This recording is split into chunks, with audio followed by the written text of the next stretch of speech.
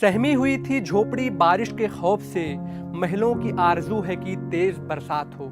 और अख्तर होशियारपुरी का ये शेर, कच्चे मकान जितने थे बारिश में बह गए, वरना जो मेरा दुख था वो दुख उम्र भर का था।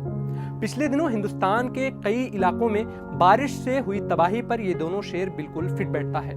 हिमाचल प्रदेश, हरियाणा, दिल्ली, उत्तराखंड के अलग अलग इलाकों में जोरदार बारिश हुई। राष्ट्रीय राजधानी में तो पिछले 40 सालों का रिकॉर्ड टूट गया।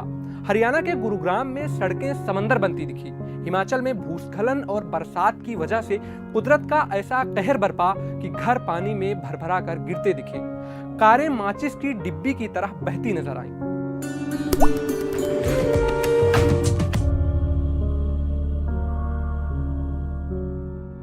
आदाब, नमस्कार, मैं साकिब। अल्फाज के इस एपिसोड में आज बात करेंगे बारिश पर अलग अलग तरीके से लिखी गई शायरी पर। लेकिन उससे पहले एक अपील, अगर आप गैर जरूरी खबरों के शोर में ऐसे जरूरी जज्बात सुनना चाहते हैं, जिंदगी को संवारने वाले साहित्य और अदब का साथ चाहते हैं, तो द क्विंट के मेंबर बनिए। इसके लिए वीडियो के डिस्क्रिप्शन में दिए गए लिंक पर क्लिक करें।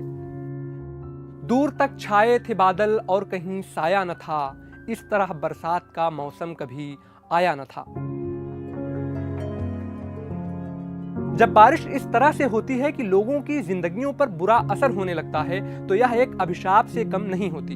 इसका बुरा असर खेतों में लहलहाती फसलों पर भी पड़ता है। फसलों को बारिश से होने वाले नुकसान को जोड़ते हुए उत्तर प्रदेश के बदायूं से ताल्लुक रखने वाले शायर असअद बदायूनी लिखते हैं, ये मनहूस बारिश जवां साल गेहूं के दानों को कीचड़ का हिस्सा बनाने मेरे गांव में हर बरस की तरह आज फिर आ गई। वो गेहूं के खोशे जो खलियान में धूप के देवता की इबादत में मसरूफ थे, उनको बारिश ने आगोश में ले लिया है। हर एक खेत में कितना पानी भरा है, भूख अपनी मिटाकर ये बारिश चली जाएगी और सब खेत खाली के खाली रहेंगे। मैंने बारिश के चेहरे पर लिखा हर एक वाकया पढ़ लिया है।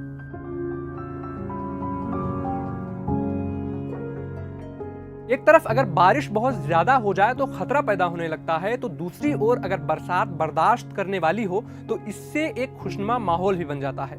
बारिश होने के बाद हमें बचपन के उस दौर की भी याद आने लगती है जब हमारे बड़े हमको गंदे पानी में जाने से मना किया करते थे।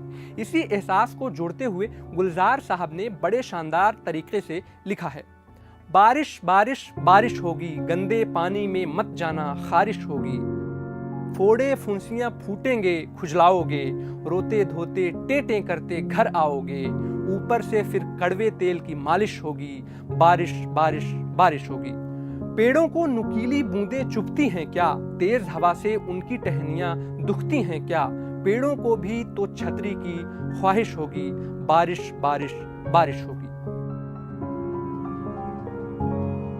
उर्दू अदब में बारिश का मौसम बेदर्दी, खुशगवारी जैसे कई मिजाज के नजरिए से देखा गया है और इस पर बात भी की गई है। शायरों ने बारिश को इश्किया जज्बात से जोड़ते हुए भी लिखा है। नवाबों के शहर लखनऊ से ताल्लुक रखने वाले शायर सुहेल काकोरवी लिखते हैं, अरमान जमी के जाग उठे दिलदार, ये पहली बारिश है, कल सोच रहा था सारा जहां दुश्वार, ये पहली बारिश है, रंजिश जो हमारे बीच रही तो आग फलक ने बरसाई, अब सोच न कुछ मौसम को समझ ऐ यार, ये पहली बारिश है, फितरत में नजर आते हैं हमें अपनी ही मोहब्बत के पहलू, इनकार था गर्मी का आलम, इकरार ये पहली बारिश है।